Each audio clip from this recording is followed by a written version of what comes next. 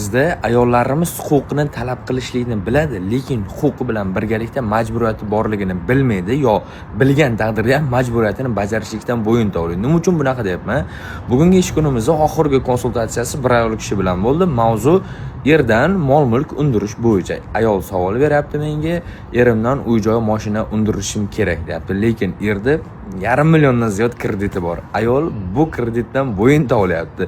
Men olmaganman, men bir so'm o kreditdan yemaganman ham, o'zi olgan, o'zi to'lasin degan talabni o'rtaga qo'yapti. Hurmatli ayollar, shu yerda men aytib o'tib ketmoqchiman. Nikoh davomida olingan uy-joyda bo'lishlaring mumkin. O'sha uy-joyda yarmiga da'vo qila olasizlar, lekin to'laqonli eringlar sizlarga yakka xo'jalikka uy-joy qilib berishlikka, peshonalaringga bitta mashina olib berishlikka majbur emas. Faqat nikoh davomidagisi bo'linadi. Endi e'tibor qaratish kerak. Nikoh davomida olingan mol-mulklar bo'linar ekan, demak nikoh davomida olingan kreditlar, qarzdorliklar ham hammasi er-xotin o'rtasida teng ikkiga taqsimlanadi. O'zbekiston Respublikasining qonunchiligida bu narsa belgilab o'tilgan. Nikoh davomida oilaviy ehtiyojlar uchun kredit olindimi, qarz olindimi, mana shu narsa ham nikoh bekor bo'layotganda teng ikkiga bo'linadi. Mana shuni esdan chiqarmaslik kerak, hurmatli opajonlar, hurmatli qizlarjonlar.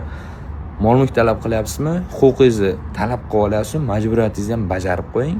Mana shu kreditingiz borligini hisobga olib, keyin eringizdan nimadir talab qilishlikni tavsiya qilgan bo'lardim. Ya'ni majburiyat ham bor. Esdan chiqarmaysiz. Huquq va majburiyat ikkalasi mana shunday yonma-yon yuradi.